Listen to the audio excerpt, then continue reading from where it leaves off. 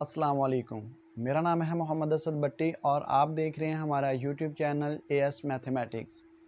तो हमने FSc part 1 mathematics start की हुई थी। तो इसके चैप्टर नंबर 1 से हमने स्टार्ट किया था। 2 लेक्चर हमारे कंप्लीट हो चुके हैं और ये हमारा तीसरा लेक्चर है। इसी में हम जो टॉपिक कवर करेंगे वो है हमारे पास प्रॉपर्टी ऑफ इक्वालिटी। तो सबसे पहले प्रॉपर्टी ऑफ इक्वालिटी में सबसे पहले जो प्रॉपर्टी है वो हमारे पास है सिमेट्रिक प्रॉपर्टी।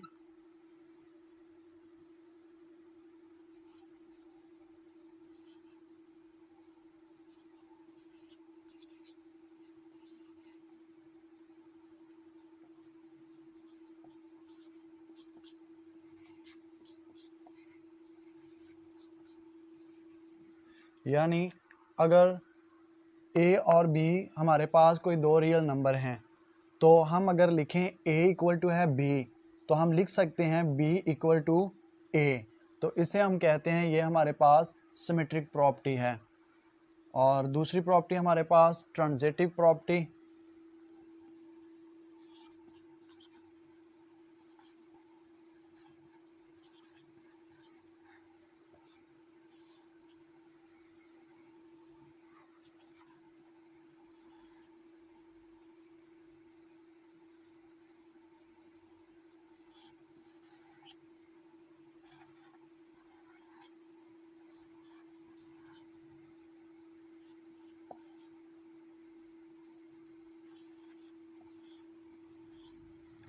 यानी अगर हम रियल नंबर में से कोई 3 एलिमेंट लें तो हम कहें अगर a लेस देन है b and b less than है c तो हाँ implies that a less than c होगा। यानी अगर a b से छोटा है और b c से छोटा है तो हम लिख सकते हैं जो a है वो c से छोटा होगा।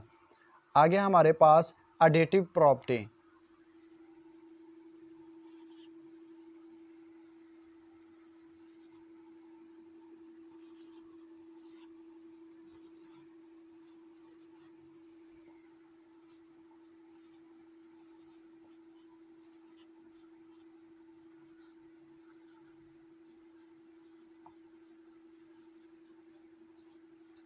यानी अगर हम रियल नंबर में से 3 एलिमेंट लें और लिखें a इक्वल टू है b के तो इम्प्लाइज दैट a जमा c इक्वल टू होगा b जमा c।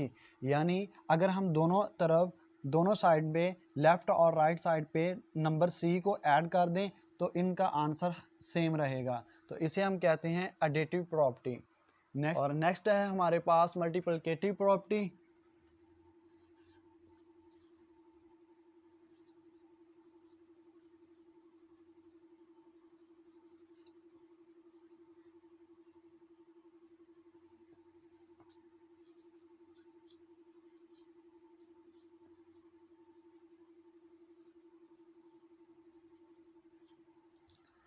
यानी अगर हम कोई से 3 एलिमेंट लें रियल नंबर में से और कहें कि अगर a इक्वल टू है b के तो हम लिख सकते हैं ए सी इक्वल टू बी सी। यानी किसी तीसरे रियल नंबर को किसी तीसरे एलिमेंट को अगर हम लेफ़्ट और राइट साइड पे मल्टीप्लाई कर दें तो हमारे पास आंसर सेम रहता है। इसे हम बोलते हैं मल्टीप्लिकेटिव प्रॉपर्टी। नेक्स्ट है हमारे पास कैंसिलेशन प्रॉपर्टी।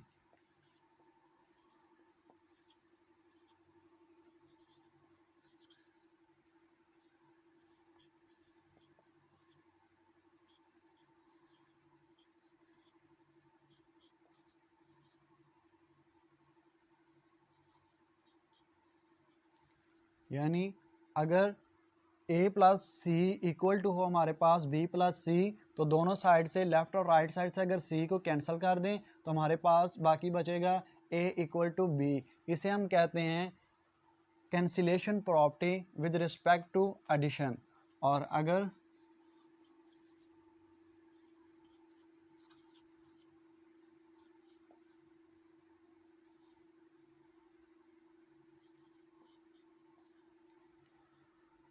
a मल्टीप्लाई हो रहा c के साथ और इक्वल हो b मल्टीप्लाई c तो implies that a equal to b होगा।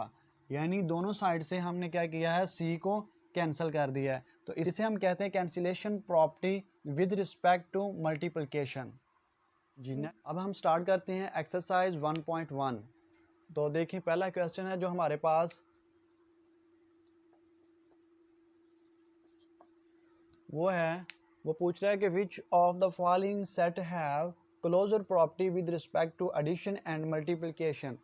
यानी जो अभी हमने प्रॉपर्टीज लास्ट लेक्चर में क्लियर की हैं उनको सामने रखते हैं हम क्या करेंगे, इन क्वेश्चन को सॉल्व करेंगे और बताएंगे कि ये सेट जो है ये एडिशन और मल्टीप्लिकेशन के लिहाज से क्लोजर हैं या नहीं। तो देखते हैं, इसे हम स्टार्ट करते हैं। लेट करते हैं s इक्वल टू 0। तो क्लोजर प्रॉपर्टी जो थी वो हमारे पास विद रिस्पेक्ट टू एडिशन थी कि अगर हम किसी सेट के दो नंबर को ऐड करें और आंसर वापस रियल नंबर मिले तो हम कहते हैं ये क्लोजर प्रॉपर्टी है with respect to addition.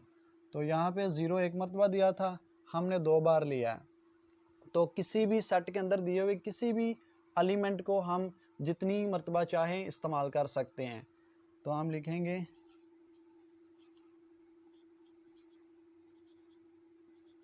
0 + 0 equal to answer हमारे पास 0 है जो कि बिलोंग कर रहा है सेट S के साथ।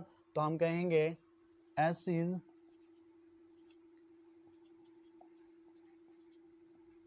With respect to addition. अब मल्टीप्लिकेशन के लिहाज से चेक करते हैं इसे।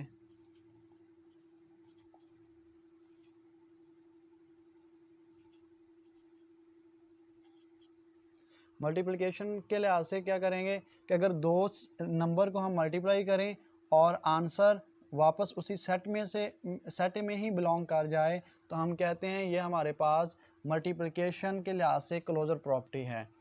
तो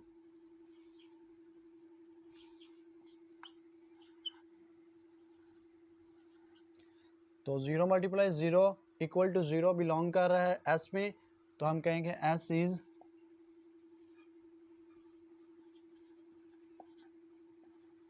विद रिस्पेक्ट टू मल्टीप्लिकेशन।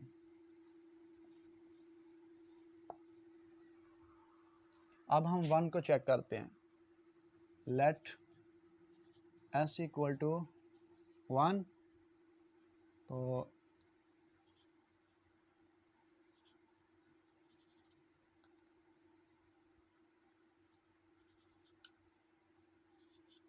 मैं एक बार फिर बता दूं कि किसी भी सेट के अंदर दिए गए एलिमेंट को हम जितनी मरतबा चाहें इस्तेमाल कर सकते हैं।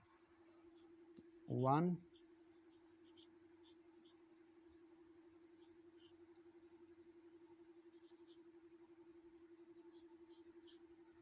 देखिए यहाँ पे 1 + 1 किया तो आंसर हमारे पास आया 2 जो कि S में मौजूद नहीं है। तो इसीलिए हम कहेंगे S is not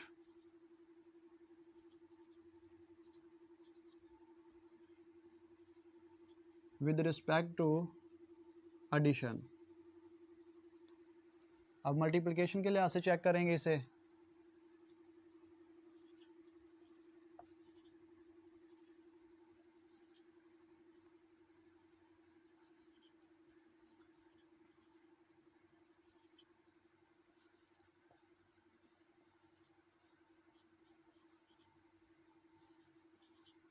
one multiplication 1 equal to 1 जो कि बिलोंग कर रहा है S के साथ। तो हम कहेंगे S इज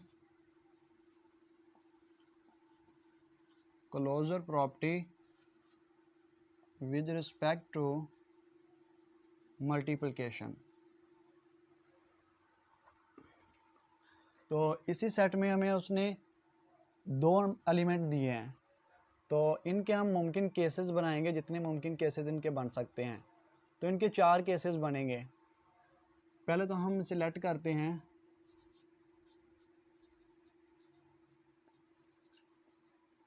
पहला केस हमारे पास जो बनेगा वो बनेगा 0 +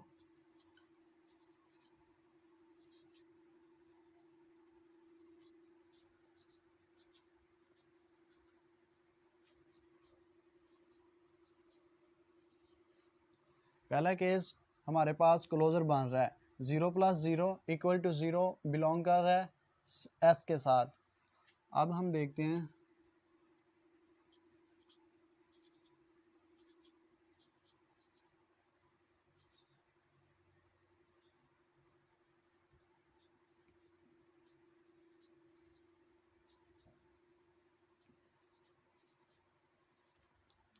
0 + -1 आंसर हमारे पास आया है -1, जो कि बिलोंग कर रहा है सेट एस के साथ, तो हम कहेंगे ये भी क्लोजर है।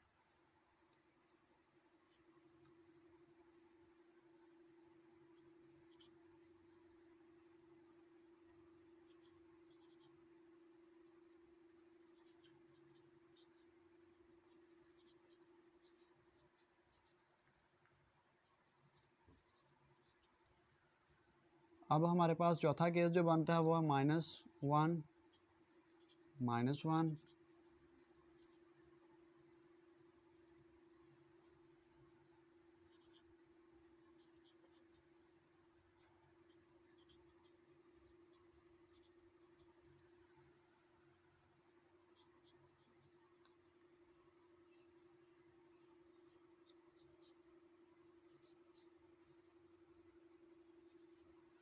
यानी जब हम चौथे केस में देखते हैं कि -1 को ऐड किया है -1 में, तो हमारे पास जो आंसर है वो है -2, जबकि -2 सेट एस में मौजूद नहीं है। यानी कि अगर मुमकिन केसेस में से कोई एक भी केस हमारे पास होल्ड नहीं करता तो वो सेट क्लोजर नहीं होगा।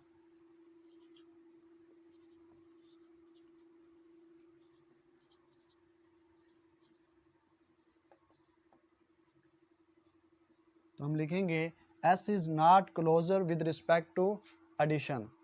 तो हम इसे मल्टीप्लिकेशन के लिहाज से चेक करते हैं।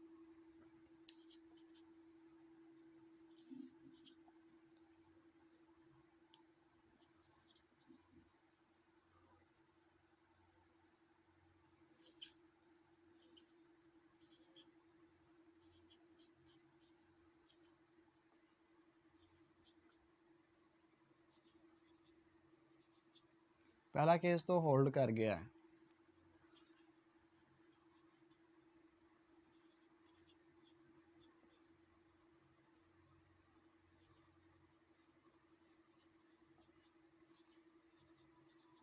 जीरो एस में मौजूद है।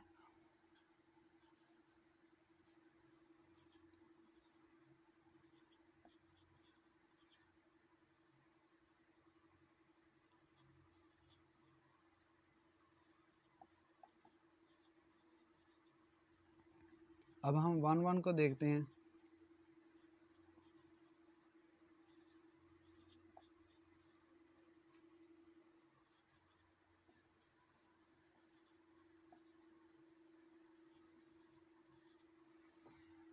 तो इसमें चारे केसेस जो है हमारे पास होल्ड कर गए हैं, तो हम कहेंगे एस इज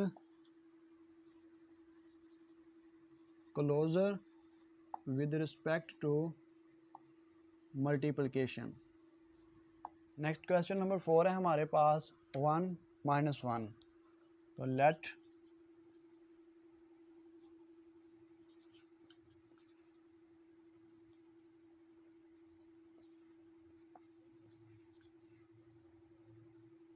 तो इसे हम एडिशन के लिहाज से पहले देखते हैं। इसके भी 4 केसेस बनेंगे।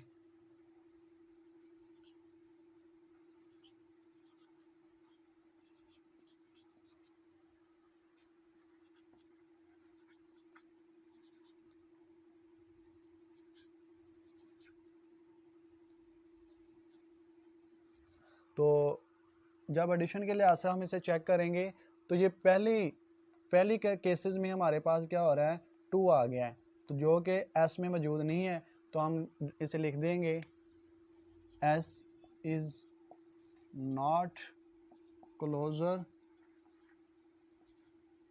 With respect to addition. यानी ये एडिशन के लिहाज से तो क्लोजर नहीं है। अब हम इसे मल्टीप्लिकेशन के लिहाज से चेक करते हैं। तो 1 1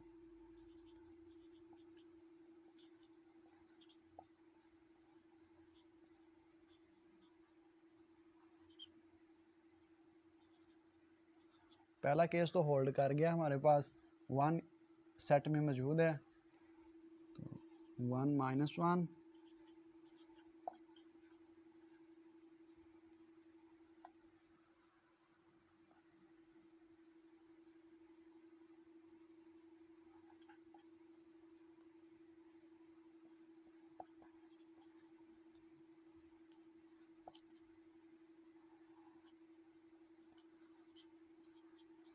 दूसरा भी होल्ड कर गया।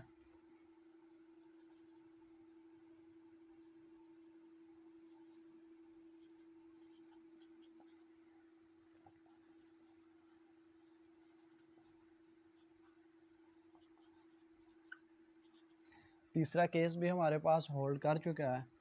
तो